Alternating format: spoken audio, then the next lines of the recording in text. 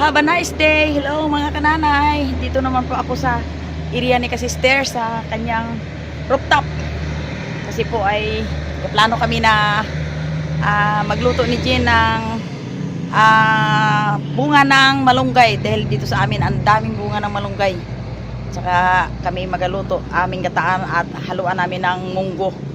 Yun po ay kukuha po ako dito sa rooftop. Yun po. Ayan. Dito sa rooftop makita ninyo yung ano ng dagat.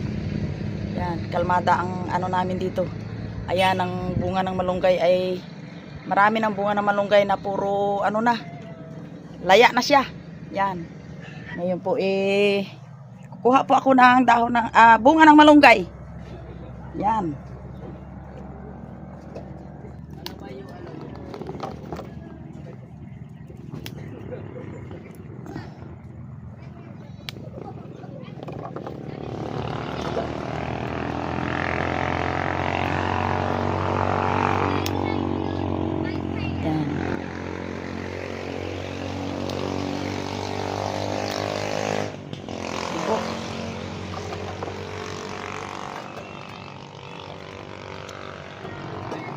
Ayan po. Saka sa iba, kukuha pa rin po ako. Ang daming bunga ng malunggay, oh. Yan, katabi sila ng guyabano at langka. Yan po.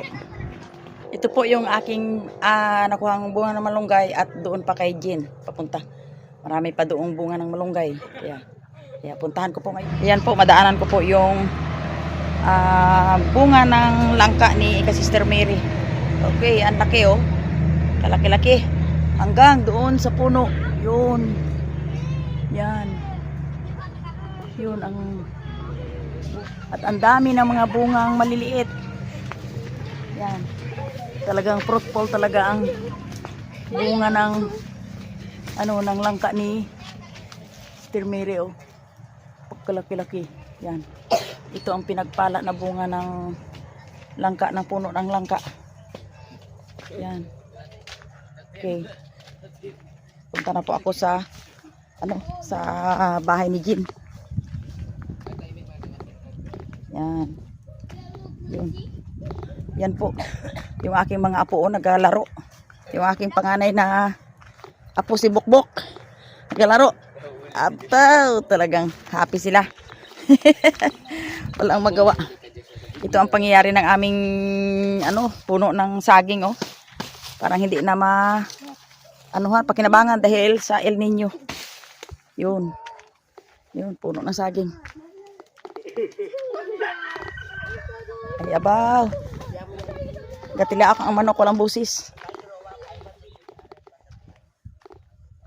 Yan.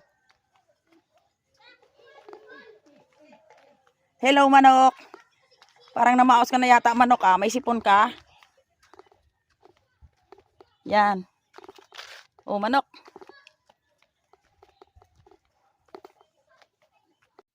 Ayan po.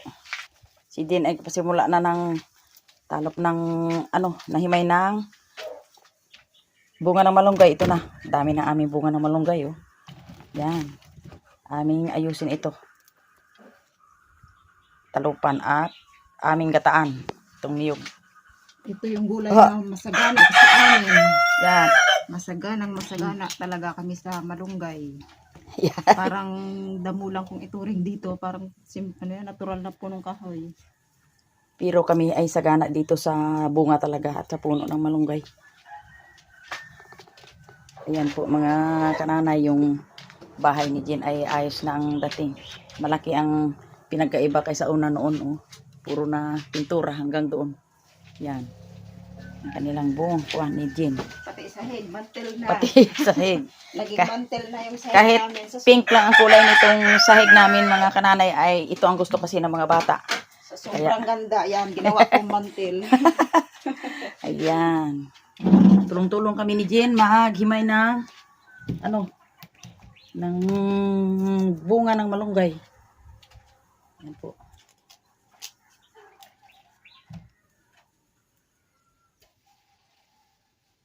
Pag mag-igib ka ng tubig na pang-inom, dalawa tayo doon, eh. Ayan. Dalawa tayo mag-igib.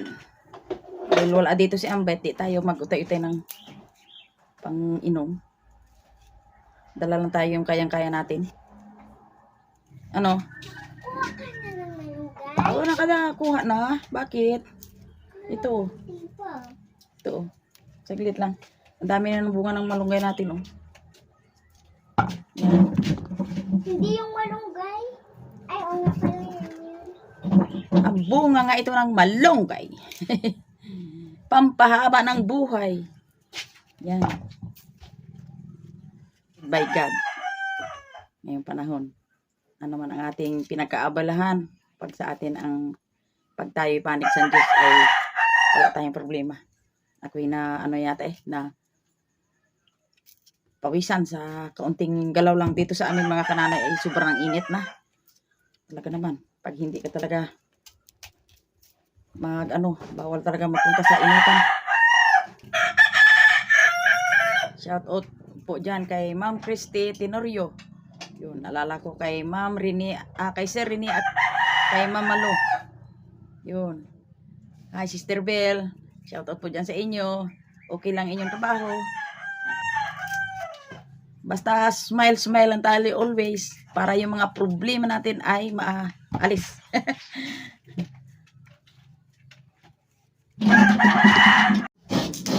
Layo mo. Mga mahilig sa niyog. Parating kahit ng niyog.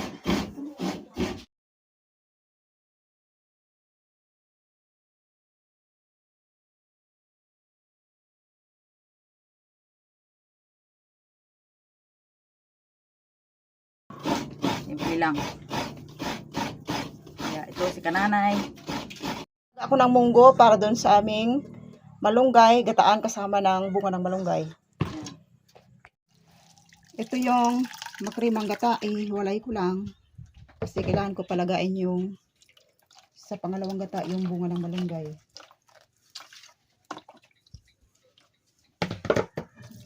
Ilalaga ko yung bunga ng malunggay sa pangalawang gata.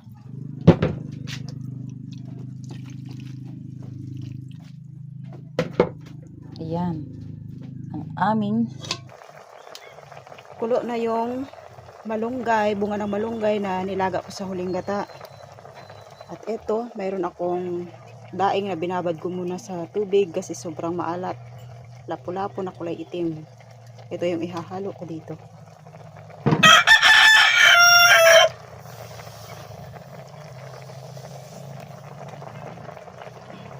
Maliban pa dun sa bunga ng malunggay, ito haluan ko pa ng dahon ng malunggay para mas dagdag ang sustansya. Kasi kahit simpleng ulam lang, munggo, malunggay, ay basta't masustansya. Kahit hindi masyadong magastos. Kasi dito sa amin sa probinsya ay kung ano lang yung available na gulay dito sa paligid, yun lang din ang aming lulutuin. Na hindi na kailangan gumastos na malaki. Kasi mas mahirap kumita ng pera. Kaya ayan, kailangan natin magtipid-tipid rin. Pero kahit matipid, ang gulay, ang ulam, basta't masustansya, okay na.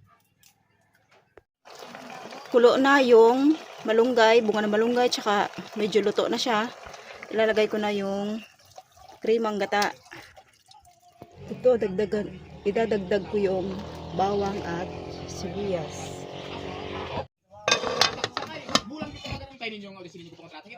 Dagdagan ko ng dahon ng malunggay, yung hinimay ko kanina ng dahon ng malunggay.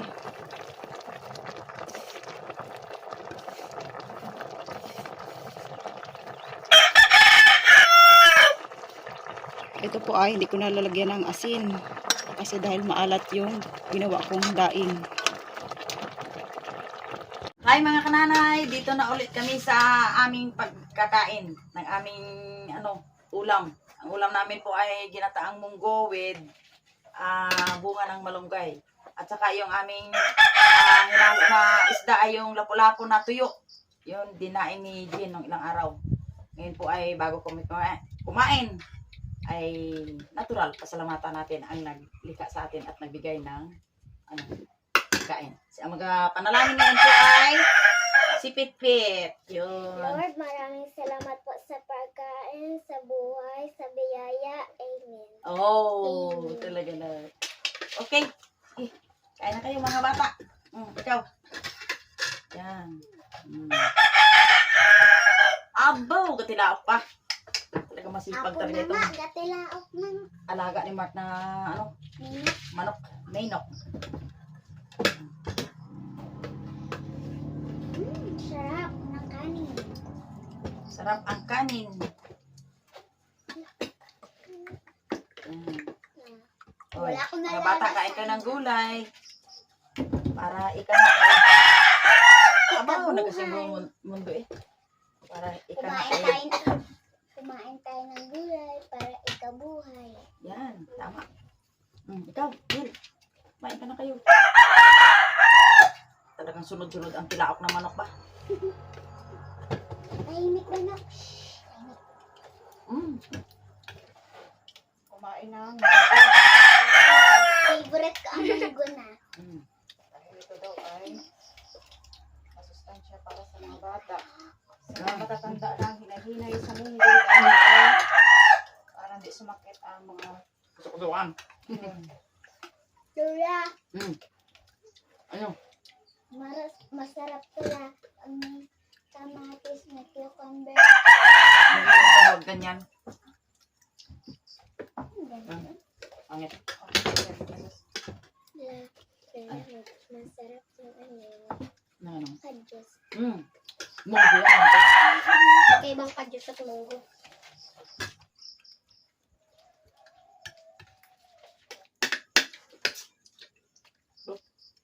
Super.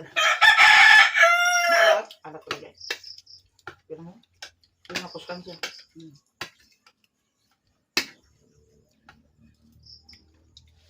Sabaw. Sabaw, Mark. Sabaw. Mark. Opo.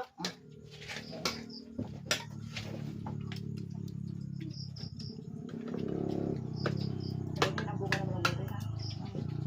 Pag medyo magulang tapon. Pit na. Lagi ang buto ng malong. Ano to eh? Munggo. Yun.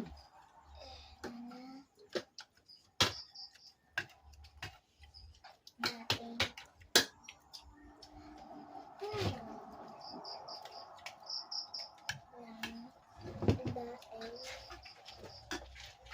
Ano yun ang kutsara din? Di mo.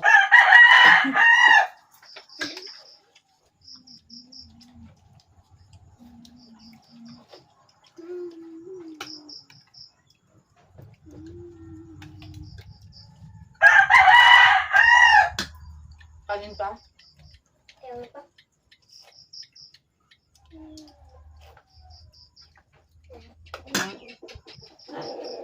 Ha? Ha? Kubay pa. Atin lang.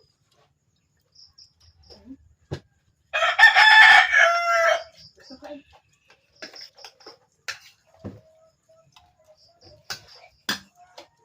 Na yung ganito. La. Ayan po. Di hanggang dito na lang po yung aming masayang kainan sa gulay. Yep. Okay, bye-bye. Break mo. Ngayon po mga kananay ay tapos na kami ng kain. Ay naubusan kami ng tubig na pag-inom. Ngayon po ay igib kami dun sa baba kasi dito sa taas ay walang tubig na pang-inom. Kaya tara na. Igib kami. Yan.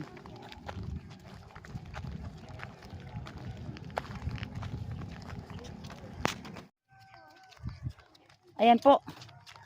Doon kami sa baba iigib. Yan, sa tabi ng aplaya.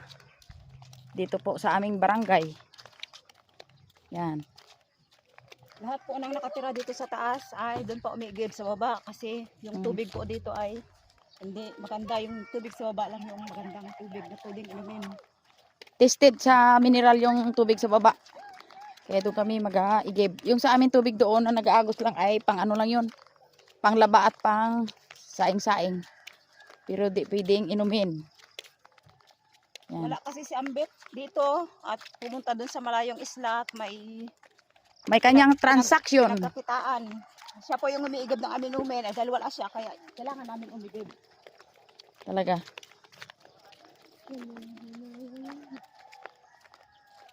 Yan, nauna yung 2 kids na. Oh, sige, tabi-tabi.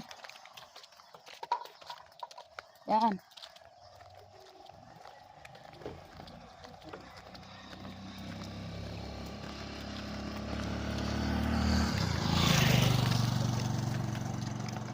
Ito po yung aming iniigaban dito sa baba. Oh. Yan.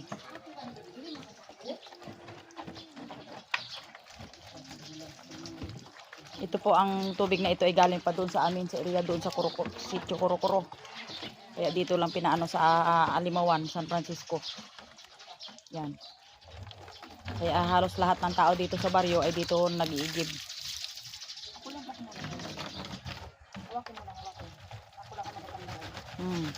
Ikaw pang nagalap? Ayan po yung mag-ina. Nag-iigib ng tubig dito sa amin ay pahapon na. Punta na sa gabi. Kaya para makainom kami ng tubig ay kami na lang po ang punta dito sa baba at mag-igib. Pero pag dito mga kananay si Ambit siya po ang nag-igib. Ngayon wala po siya dito. Nagpunta sa isla para may pagkikitaan din siya. Ngayon po ay pwede na papunta na sa gabi. Yan. Kasunod na sila mag-ina na nagdala ng tubig. Be, akin ang isa ding. Be, akin na. O, sige.